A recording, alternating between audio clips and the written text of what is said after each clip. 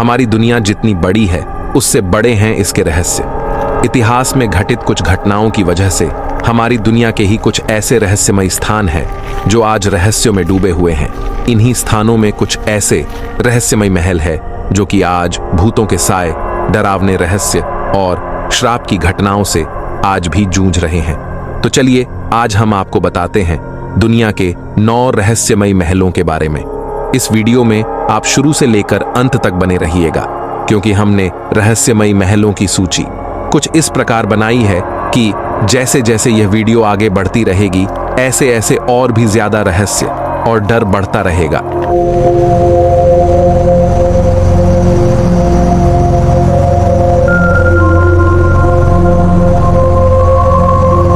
Number 9, हौस का महल दूसरी दुनिया में पहुंचा देता है। इस महल में मौजूद एक रहस्यमयी गड्ढा, बाहर निकलने पर बूढ़ा हो जाता है इंसान। अक्सर हम दूसरी दुनिया को लेकर कोई ना कोई हैरान करने वाली बातें सुनते हैं। कुछ लोगों का कहना है कि हम जिस दुनिया में रहते हैं इसके अलावा भी एक अलग दुनिया है जिसके बारे में लोगों को अधिक जानकारी नहीं है। ऐसा कहा जाता है हमारी दुनिया में एक ऐसी जगह है जो हमें दूसरी दुनिया में पहुंचा देता है। आपको जानकर हैरानी होगी कि यूरोप के चेक रिपब्लिक के एक महल में ऐसा गड्ढा है जिसमें अगर कोई एक बार गिर जाए तो वह बूढ़ा होकर बाहर निकलता है। आइए इसके बारे में अधिक जानते हैं। नर्क का द्वार माना जाता है यह गड्ढा। यह रहस्यमयी गड्ढा यूरोप के चेक रिपब्लिक स्थित हौस्का कैसल में मौजूद है। असल में 13वीं सदी के आसपास इस कैसल का निर्माण उसी गड्ढे के ऊपर किया गया था। लोग इस गड्ढे को नर्क का द्वार मानते हैं। इस रहस्यमयी गड्ढे की गहराई को आज तक मापा नहीं जा सका है। एक प्रचलित कहानी के मुताबिक इस कैसल के निर्माण से पहले यहां सभी कैदियों को लाकर गड्ढे में धकेल दिया जाता था। ऐसे में कुछ कैदियों की तो मौत हो जाती थी, लेकिन जो कैदी गड्ढे से जीवित बाहर निकल आते थे उन्हें रिहा कर दिया जाता था। कुछ ऐसा ही एक कैदी के साथ भी किया गया। उस कैदी से कहा गया कि अगर वह इस गड्ढे से जीवित बाहर निकल आया तो उसे छोड़ दिया जाएगा। ऐसा कहकर उस कैदी को गड्ढे में डाल दिया गया। इसके बाद उसके चीखने की आवाज आई तो पहले लोगों को लगा कि वह मर गया है, लेकिन असल में वह मरा नहीं था और बाद में उसे सही सलामत बाहर निकाल लिया गया। गड्ढे से बाहर निकलने के बाद कैदी की जो हालत थी उसे देख लोग कांप उठे। दरअसल वह काफी बूढ़ा हो चुका था। इस घटना के पीछे क्या वजह थी, इसके बारे में आज भी लोगों को कुछ नहीं पता। धीरे धीरे इस तरह की घटनाओं और कहानियों का संख्या अधिक होने लगी तो गांव के लोगों ने मिलकर फैसला किया कि उस गड्ढे को बंद कर दिया जाएगा। इसके बाद ही उस गड्ढे के ऊपर हौस्का कैसल का निर्माण कराया गया, लेकिन कहा जाता है कि यह गड्ढा आज भी दूसरी दुनिया का द्वार है। नंबर 8, पोमेराय का महल। इस महल में रहता है व्हाइट लेडी के भूत का साया। टॉटनेस, डेवॉन टाउन के निकट स्थित बेरी पोमेराय कैसल से जुड़ी एक कहानी है। दरअसल 14वीं सदियों में जब 2 सगी बहनों में युद्ध छिड़ गया, दोनों राजकुमारी इस महल पर अपना दावा करती थीं। एक रोज बड़ी बहन एलेनोर ने छोटी बहन मार्गरेट पोमेराय को यहां कैद करा दिया। भूख और कैद से तड़पते हुए कुछ ही दिनों में मार्गरेट पोमेरॉय की मौत हो गई। तब से इस महल को पोमेरॉय कैसल कहा जाने लगा। वहीं कुछ लोगों का दावा है कि मार्गरेट पोमेरॉय बेहद सुंदर थी। उसकी नीली आंखें किसी को भी अपनी ओर आकर्षित कर सकती थीं। माना यह भी जाता है कि एक दिन उसी के पिता ने उसे हवस का शिकार बना लिया। वह गर्भवती हो गई। लोकलाज के भय से उसकी निर्दयतापूर्वक हत्या कर दी गई, जिसके बाद यहां मार्गरेट के रूप में व्हाइट लेडी का साया मंडराने लगा। इसलिए इसे ब्लू लेडी महल कहा जाने लगा। स्थानीय निवासियों का दावा है कि महल में दिन में भी बहुत अंधेरा रहता है। जो कोई इसके अंदर गया है वो वापस नहीं लौटा, इसलिए इसके अंदर जाने की हिम्मत बहुत कम लोग कर पाते हैं। नंबर 7, लीप महल। इस महल में हुई कई दर्दनाक हत्याएं। घूमते हैं बहुत भयानक भूत यहां। लीप कैसल को आयरलैंड का सबसे भूतिया महल कहा जाता है। इसका इतिहास बहुत भयानक रहा है और हर बीतती सदी में इसमें हिंसा के क्रूर कृत्य होते रहे हैं। महल में हुई सबसे भयानक हत्याओं में से एक 1532 में महल के मुख्य हॉल के ऊपर एक कमरे में हुई थी। जिसे अब द ब्लडी चैपल के नाम से जाना जाता है। माना जाता है कि इस मूल महल का निर्माण 1250 के आसपास हुआ था और यह भयानक एली ओकारोल कबीले का मुख्य निवास स्थान था। 1532 में सरदार मुलरूनी ओकारोल की मृत्यु के बाद कबीले के नेतृत्व को लेकर एक कड़वा उत्तराधिकार विवाद उत्पन्न हुआ। विवाद अचानक समाप्त हो गया जब एक आंख वाला टेगे ओकारोल, जो कमरे में सामूहिक परिवार प्रार्थना के दौरान पवित्र अनुष्ठानों का जाप करते हुए अंदर आया और अपने पादरी भाई की पीठ में तलवार मार दी, जो उसका बड़ा भाई थाडेस था। घातक रूप से घायल पादरी भाई अपने परिवार के सामने अपनी जान की भीख मांगता रहा, लेकिन किसी ने उसको बचाने की हिम्मत नहीं करी और वो फिर वहीं तड़पते तड़पते मर गया। कहा जाता है कि पादरी की आत्मा ब्लडी चैपल नामक कमरे में आज भी भटकती है और उसे लीप के सबसे शुरुआती भूतों में से एक माना जाता है। सदियों बाद भी जब महल खंडहर की स्थिति में था, तब भी राहगीरों ने देर रात कमरे की खिड़की पर अचानक रोशनी देखी है। 1922 में लीप कैसल के कामगारों को ब्लडी चैपल के एक कोने में दीवार के पीछे छिपे एक गुप्त तहखाने में एक ऑब्लेट मिला। जब उन्होंने भयानक अंधेरे वाले छेद की ओर खोज की तो उन्हें एक भयानक खोज मिली। लकड़ी के स्पाइक्स के ऊपर इतने सारे मानव कंकाल जमा थे कि उन्हें हटाने के लिए 3 गाड़ियां भरनी पड़े। कहा जाता है ओकैरोल्स अपने कैदियों या अप्रत्याशित मेहमानों को ऑब्लेट के ऊपर छिपे हुए जाल के दरवाजे से नीचे गिरा देता था, जहां नीचे लकड़ी के स्पाइक्स से उनके फेफड़े फट जाते थे। वह उन्हें वहां एक भयानक मौत मरने के लिए छोड़ देता था। लीप कैसल में हुई सबसे कुख्यात हत्याओं में से एक सबसे विश्वासघाती भी थी। उत्तरी मैकमोहन कबीले के लगभग 40 सदस्यों को ओकारोल ने युद्ध के नए तरीकों को प्रशिक्षित करने के लिए काम पर रखा था। मैकमोहन के लोग ओकारोल के प्रतिद्वंद्वी कबीले पर जीत के जश्न में महल में एक दावत में शामिल हुए थे। ओकारोल ने उन्हें भी नहीं छोड़ा। अपने ही युद्ध में साथ देने वाले साथियों को ओकारोल ने खाने में जहर मिलाकर मार दिया। कहा जाता है कि मैकमोहन कबीले के भूत आज भी लीप कैसल में घूमते हैं। 1600 के दशक में लीप कैसल का स्वामित्व डार्बी परिवार के पास चला गया, जब ओकारोल सरदार की बेटी को एक अंग्रेज कैप्टन डार्बी से प्यार हो गया। उनके बेटे जोनाथन डार्बी ने अंग्रेजी गृह युद्ध के दौरान महल के मैदान में विशाल खजाने छिपाए थे। उनके 2 नौकरों ने उनकी दौलत को छुपाने में मदद की थी। बाद में उनकी चुप्पी सुनिश्चित करने के लिए उनकी हत्या कर दी गई। बाद में डार्बी को देशद्रोह के आरोप में कैद किया गया और जब सालों बाद रिहा किया गया तो कैद में उसके समय की उथल पुथल ऐसी थी कि वह अपने खजाने का पता लगाने में असमर्थ था। ऐसा कहा जाता है कि यह खजाना आज भी अनदेखा है। 18वीं शताब्दी के दौरान जोनाथन के परपोते, जिनका नाम भी जोनाथन डार्बी था, ने महल को गॉथिक रूप देने के लिए फिर से तैयार करवाया था। ऐसा माना जाता है कि डार्बी परिवार में से एक ने लीप कैसल में सबसे कुख्यात और बुरी आत्मा को लाया था। 19वीं सदी की शुरुआत में तांत्रिक विद्या कुलीन वर्ग के लिए एक फैशनेबल शगल थी और मिल्ड्रेड डार्बी ने लीप में काले जादू में हाथ आजमाना शुरू कर दिया और उसे भयानक परिणाम मिले। उसे महल में एक मौलिक आत्मा को मुक्त करने का श्रेय दिया जाता है, जो एक प्रकार का आदिम भूत है जो खुद को एक विशेष स्थान से जोड़ता है। यह दुष्ट, भयानक और अप्रत्याशित हो सकता है। उन्होंने स्वयं 1909 में जर्नल ऑनकल्ट रिव्यू में लिखे एक लेख में अपनी पीड़ा का वर्णन किया था। मैं गैलरी में खड़ा होकर मुख्य मंजिल की और देख रहा था।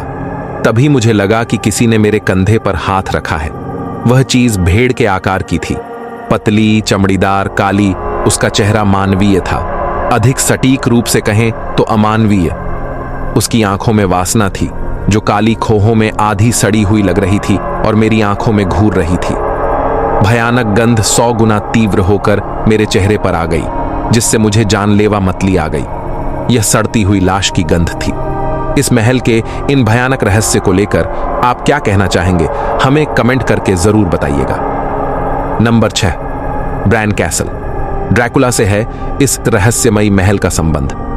ब्रैन कैसल, इसका नाम ही आपकी रीढ़ की हड्डी में सिहरन पैदा करने के लिए काफी है। ड्रैकुला कैसल के नाम से भी जाना जाने वाला यह किला ट्रांसिल्वेनिया के बिल्कुल बीच में एक चट्टानी पहाड़ी के ऊपर स्थित है, जो रहस्य, लोक कथा और काउंट ड्रैकुला की किंवदंती का प्रतीक है। यह भव्य किला दुनिया भर से उत्सुक यात्रियों को आकर्षित करता रहा है, जो रक्त चूसने वाले पिशाच की किंवदंती की कहानियों को जानना चाहते हैं। महल का इतिहास।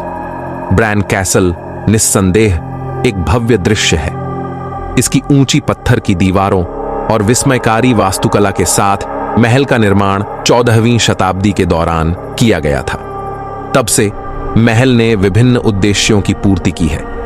यह एक सैन्य किले से लेकर शाही निवास स्थान तक रहा है। कार्पेथियन पर्वतों में इसका दूरस्थ स्थान केवल रहस्य को बढ़ाता है। ड्रैकुला का क्या है कनेक्शन? इस महल को प्रसिद्ध बनाने वाली बात यह है कि इसका संबंध पौराणिक पिशाच काउंट ड्रैकुला से है। ब्रैन कैसल और काउंट ड्रैकुला के बीच का संबंध बहुत पुराना है। 1897 में प्रसिद्ध उपन्यासकार ब्रैम स्टोकर ने अपनी बेस्ट सेलर ड्रैकुला प्रकाशित की, जिसने पिशाच की अवधारणा को पेश किया और उसे और अधिक प्रसिद्ध बना दिया। दुनिया यह जानकर हैरान थी कि स्टोकर कभी खुद ट्रांसिल्वेनिया नहीं गए थे, लेकिन उनका लेखन असाधारण रूप से प्रामाणिक था। इसके बजाय स्टोकर को कई स्रोतों से प्रेरणा मिली, जैसे मध्ययुगीन यूरोपीय इतिहास, पूर्वी यूरोपीय लोक कथाएं और कुख्यात व्लाद द इम्पेलर। तो व्लाद द इम्पेलर कौन था? उसे व्लाद या व्लाद ड्रैकुला के नाम से भी जाना जाता था, और वह आज के रोमानिया में 15वीं सदी के क्षेत्र वलाचिया का शासक था। राजा ने अपनी क्रूर यातना और निष्पादन विधियों के लिए नकारात्मक प्रतिष्ठा प्राप्त की, जिसमें सूली पर चढ़ाना भी शामिल था। हालांकि व्लाद का ब्रैन कैसल से संबंध बहुत कम है, लेकिन एक निर्दयी शासक के रूप में उसकी प्रतिष्ठा ने उसे पिशाच किंवदंती से जोड़ दिया। यह सुझाव देने के लिए कोई सबूत नहीं है कि वह वास्तव में ब्रैन कैसल में रहता था। इस वीडियो में आगे बढ़ने से पहले, अगर आपको यहां तक की जानकारियां अच्छी लग रही हैं, तो इस वीडियो को लाइक करें, शेयर करें और अपना एक प्यारा सा कमेंट जरूर करें। और अगर आप हमारे चैनल पर नए हैं तो कृपया हमारे चैनल को भी सब्सक्राइब करें। चलिए अब बढ़ते हैं आगे की ओर। Number 5, मूशम castle. चुड़ैलों और वेयरवुल्फ की कहानियों से जुड़ा है यह महल। साल्जबर्ग के ठीक बाहर मूशम कैसल 1675 और 1690 के बीच साल्जबर्ग विच ट्रायल का स्थल था। कम ही महलों का इतिहास इतना दुखद है। मूशम में 139 लोगों पर जादू टोना और चुड़ैलों से जुड़े होने का आरोप लगाया गया और उन्हें मार दिया गया। ज्यादातर पीड़ित असामान्य रूप से पुरुष थे, जबकि 39 बच्चों की भी जादू टोना करने के संदेह में हत्या कर दी गई थी। कथित तौर पर उनकी आत्माएं महल में भटकती रहती हैं, जिसके कारण इसे विच कैसल का नाम दिया गया है। क्या यह पर्याप्त प्रेतवाधित नहीं है? 1800 के दशक में चुड़ैलों के मुकदमों के बहुत बाद मूशम कैसल वेयरवुल्फ्स के दर्शन के लिए बन गया। मैदान के चारों ओर हिरण और मवेशी मृत पाए गए, इसलिए संदिग्ध स्थानीय लोगों ने निष्कर्ष निकाला कि वेयरवुल्फ्स महल पर कब्जा कर रहे थे। मूशम महल के कई निवासियों पर वेयरवुल्फ्स होने का आरोप लगाया गया और बाद में उन्हें प्रताड़ित किया गया और मार दिया गया। यह महल आज भी बहुत प्रेतवाधित है। यहां कोई कोई व्यक्ति ही जाने की हिम्मत करता है। नंबर 4, फ्रैंकस्टीन महल। यह महल घिरा है भूतिया जंगलों व रहस्यमयी घटनाओं से। कहा जाता है कि मैरी शेली के फ्रैंकस्टीन की प्रेरणा फ्रैंकस्टीन कैसल है, जो डार्मस्टाट के बाहरी इलाके में स्थित एक पहाड़ी खंडहर है। ओडेनवाल्ड पहाड़ों में बसा यह महल अंधेरे जंगलों और रहस्यों से घिरी संकरी घाटियों से घिरा हुआ है। फ्रैंकस्टीन कैसल के बारे में कई लोक कथाएं और दंत कथाएं मौजूद हैं। उनमें से किसी की भी पुष्टि नहीं हुई है, लेकिन उन सभी ने इस क्षेत्र की संस्कृति और परंपराओं को प्रभावित किया है। इन कथाओं में से एक बहुत हैरान करने वाली कथा यह भी है कि यहां लोगों ने जॉम्बीज को देखा है। अब इसमें कितनी सच्चाई है, यह तो हम आपको नहीं बता सकते। Number 3, Edinburgh castle, Scotland. यह महल है अत्यंत खौफनाक। यहां रात में जाने की हिम्मत करता कोई नहीं। यूनाइटेड किंगडम ब्रिटेन में एक मध्ययुगीन महल के बारे में कई कहानियां प्रचलित हैं। यह महल देखने में जितना खूबसूरत है, उससे कहीं अधिक डरावना भी है। पहाड़ी पर स्थित एडिनबर्ग के किले के आसपास चारों ओर घना जंगल है।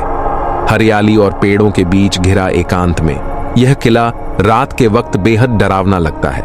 इसका आर्किटेक्चर ऐसा है कि जो कोई इसे एक बार देख लेता है उसका मन इस पर मोहित हो जाता है और वह इसमें जाने की कोशिश जरूर करता है। लेकिन जिस किसी ने अभी तक ये कोशिश की है उसका सामना एक ऐसे खौफ से हुआ जिसकी कल्पना तक नहीं की जा सकती।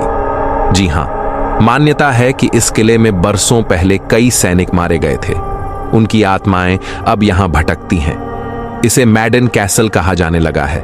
कहा जाता है कि ये मारे गए सभी सैनिक अमेरिकी स्वतंत्रता संग्राम की लड़ाई लड़ रहे थे। इन सभी की मौत उस दौरान प्लेग महामारी से तड़प तड़प कर हुई थी। इसलिए आज भी इस किले में उनकी रूह की आवाजें गूंजती सुनाई पड़ जाती हैं। कुत्तों जैसी अजीब चीखें सुनने का दावा यहां जाने वाले कई लोग कर चुके हैं। कहते हैं कि यहां के फोटो ड्रोन से लिए जाते हैं, जबकि किले के भीतर किसी को दाखिल नहीं होने दिया जाता। यह किला 16वीं सदी में बनवाया गया था। नंबर 2, पिटोरिया का किला गया था। नंबर 2, पिटोरिया का किला। इस किले में गिरती है बिजली एक ही स्थान पर। लोग बताते हैं मिला था किले को श्राप। झारखंड की राजधानी रांची के पास स्थित किले का रहस्य अभी भी अनसुलझा है। शोधकर्ताओं का दावा है कि किले की ऊंचाई और उसके आसपास के ऊंचे पेड़ बिजली गिरने का कारण है। 200 साल से ज्यादा पुराना किला जो कभी ब्रिटिश सेना के साथ आजादी की लड़ाई का केंद्र बन गया था, अब अपने अस्तित्व के लिए संघर्ष कर रहा है। राजा जगतपाल सिंह का शापित किला रांची से बमुश्किल 25 किलोमीटर दूर है, लेकिन कोई भी अंदर जाने की हिम्मत नहीं करता। स्थानीय लोगों का दावा है पिथोरिया गांव में स्थित यह किला शापित है। किले में 100 कमरे थे, लेकिन अब यह जीर्ण शीर्ण अवस्था में है, क्योंकि हर साल इस किले पर बिजली गिरती है, जिससे यह खंडहर में तब्दील हो गया है। हर साल एक ही जगह पर बिजली गिरने का रहस्य अभी भी अनसुलझा है, लेकिन शोधकर्ताओं का मानना है कि किले की ऊंचाई और इसके आसपास के ऊंचे पेड़ों के कारण यहां तूफान आते हैं। स्थानीय लोगों के अनुसार पिटोरिया के राजा जगतपाल सिंह को ब्रिटिश सेना के साथ घनिष्ठ संबंध रखने और स्वतंत्रता सेनानियों को धोखा देने के कारण स्वतंत्रता सेनानियों ने श्राप दिया था। स्थानीय लोगों का कहना है कि किले पर तब तक बिजली गिरती रहेगी जब तक कि यह पूरी तरह से नष्ट नहीं हो जाता। नंबर 1, चूरू किला। यह किला रहस्यमयी तो नहीं, लेकिन इससे जुड़े कुछ फैक्ट्स बहुत रोचक हैं जो हम आपके साथ शेयर करना चाहते हैं, इसलिए हमने इसे पहले नंबर पर रखा है। दुनिया का एकमात्र ऐसा किला जहां तोप से दुश्मनों पर दागे गए थे चांदी के गोले।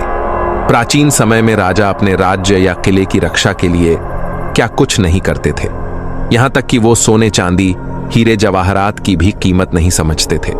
आज हम आपको एक ऐसे ऐतिहासिक किले के बारे में बताने जा रहे हैं जो इतिहास में अमर है, क्योंकि वहां जो घटना घटी थी वो न तो दुनिया में कहीं और घटी है और न ही कभी घटेगी। इस घटना की वजह से ही किले का नाम विश्व इतिहास में स्वर्णिम अक्षरों में लिखा गया है।